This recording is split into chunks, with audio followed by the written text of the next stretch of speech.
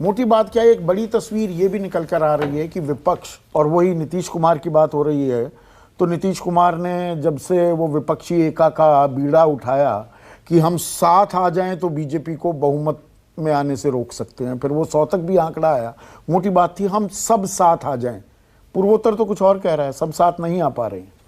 देखिए, पूर्वोत्तर में 2 की तो बात नहीं, त्रिपुरा की बात है। मैंने बैठते ही कहा था कि बीजेपी बहुमत से 2-3 कम या 2-3 ज्यादा पाएगी, और अभी भी मैं कह रहा हूं कि 44 सीटें बीजेपी ने पिछली बार गठबंधन के साथ जीती थी।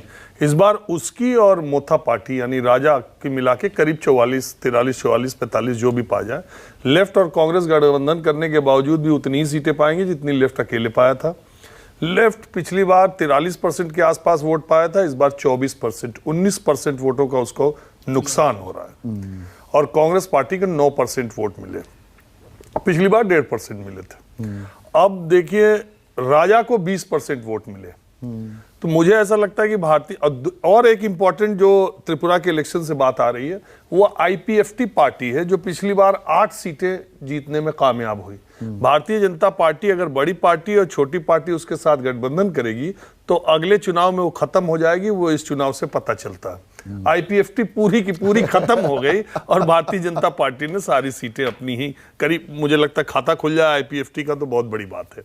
तो सारी सीटें भाजपा ने जीत ली। भाजपा का 3% वोट कम हुआ, 2.5%, जिसका कोई मतलब नहीं है। और मुझे ऐसा लगता है कि त्रिपुरा में बहुमत पाने के बावजूद भारतीय जनता पार्टी राजा से हाथ मिलाने की कोशिश करेगी, क्योंकि पिछली बार 20 शेड्यूल ट्राइब की जो सीटें हैं जिस पर राजा इस बार इतना अच्छा प्रदर्शन कर रहे हैं, उसमें 18 जीती थी बीजेपी ने। और बीजेपी को मालूम है कि त्रिपुरा मोथा पार्टी में सेकेंड लाइन जनरेशन या सेकेंड लाइन लीडरशिप नहीं है कोई। राजा ही है, तो कोई है नहीं। और इनको ट्राइबल सीट्स, वो 20 सीट्स है, तो सिंपली ये क्या करेंगे, एडीसी जिसको मैं कहता हूं ऑटोनॉमस डिस्ट्रिक्ट काउंसिल, जिसमें राजा की सरकार है, वहां ये बजट की बढ़ोतरी करेंगे और राजा बैठ करके इनसे कुछ रिलैक्सेशन वहां ट्राइबल बेल्ट के लिए लेंगे और सशर्त बाहर से या भीतर से जैसे भी समर्थन करें, शाम तक ये स्थिति क्लियर हो जाएगी। तो त्रिपुरा की बात करना ही बेकार है। मेघालय में भी आप देखिए 2 सीटों से भारतीय जनता पार्टी, वो दिखा तो रहा है 6, लेकिन मुझे लगता है कि मैक्सिमम 6 नहीं तो 5 सीटें पाएगी, और वो भी शिलांग के आसपास। तो इससे ये भी पता चलता है कि बंगाली स्पीकिंग पीपल जो इन राज्यों में है, वहां भारतीय जनता पार्टी ने सबको खत्म कर दिया और उसका दबदबा इन इलाकों में।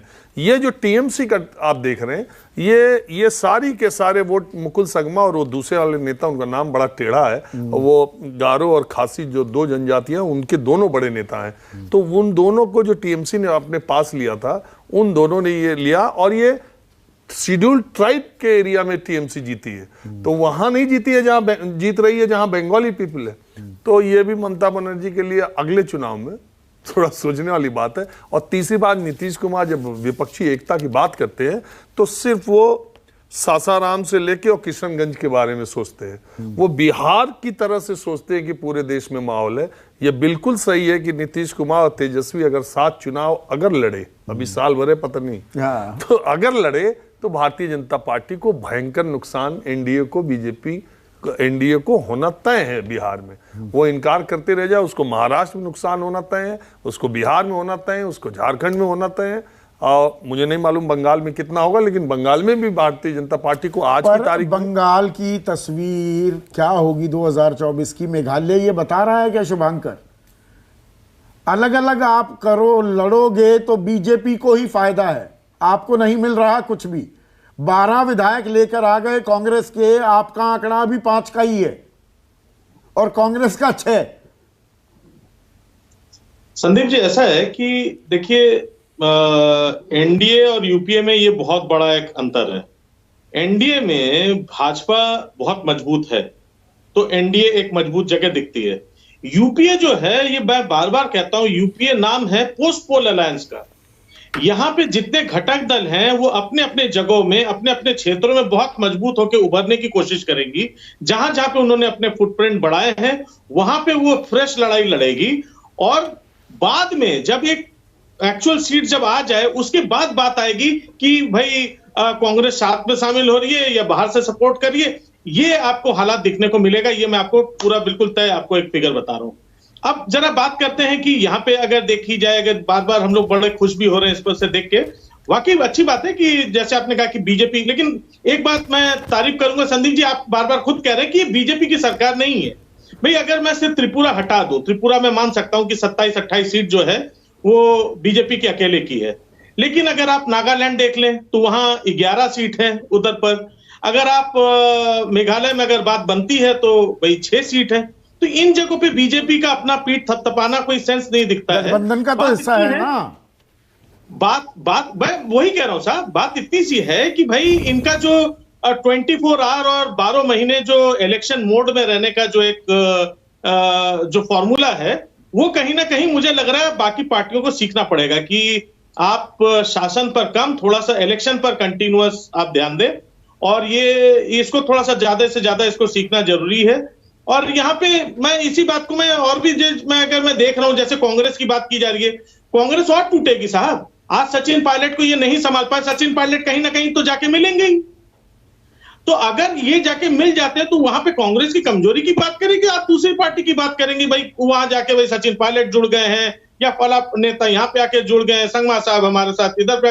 अरे आप, बात यह है कि आप अपने नेतृत्व को पूरी तरीके से संभाल ही नहीं पा रहे, आप अपने नेताओं को पूरी तरीके से अपने पार्टी के अंदर सम्मान नहीं दे पा रहे हैं, आप दूसरे छोटे पार्टियों को क्या खास सम्मान देंगे? मयूर रिस्पॉन्ड करेंगे जो शुभांकर कह रहे हैं, एक सेकंड मयूर रिस्पॉन्ड करेंगे शुभांकर जो कह रहे हैं। देखिए संदीप, इसमें आज क्या है, आज कांग्रेस हारी है, आज कांग्रेस के ऊपर हर तरह का कटाक्ष करना हर किसी के लिए बहुत ही आसान है।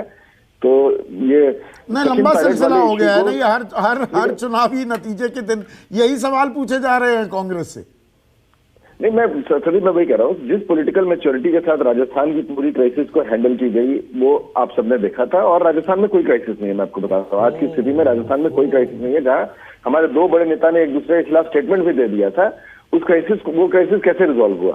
कहीं ना कहीं मतलब उसके पीछे कोई ना कोई पॉलिटिकल मैनेजमेंट रिजॉल्व हो गया आज की तारीख में, रिजॉल्व हो गया है या शत्रुमुख बने हुए हैं आप लोग?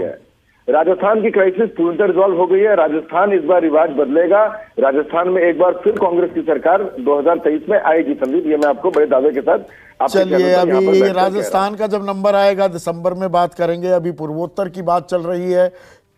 त्रिपुरा में अपने दम पर बीजेपी सरकार बनाती दिख रही है और मेघालय और नागालैंड में भी वो सरकार का हिस्सा होगी। ये बड़ा टेक अवे इन नतीजों जमा रुझानों में अभी तक दिख रहा है। एक छोटा सा ब्रेक लेंगे, ब्रेक के बाद भी खबरों का सिलसिला जारी रहे। नमस्कार, मैं हूं मानक गुप्ता। अगर आपको हमारा ये वीडियो पसंद आया हो तो इसे लाइक और शेयर जरूर करें, और हां, हमें सब्सक्राइब और फॉलो करना ना भूलें ताकि आप देश और दुनिया की कोई खबर मिस ना करें। तो जुड़े रहिए हमारे साथ और देखते रहिए News 24।